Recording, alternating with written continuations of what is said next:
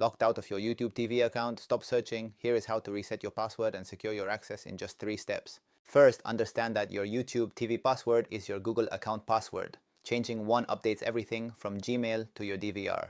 Step 1. Head to the sign-in screen and click Forgot Password.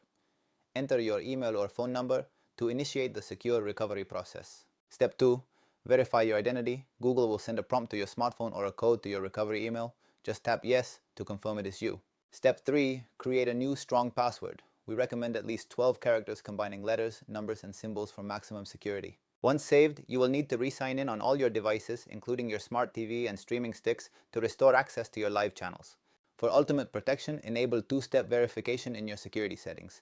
This adds a critical layer of defense against unauthorized access. If you encounter issues, contact official support at 8333892054. Remember, these steps apply to your own account and device only. Never trust unofficial recovery services.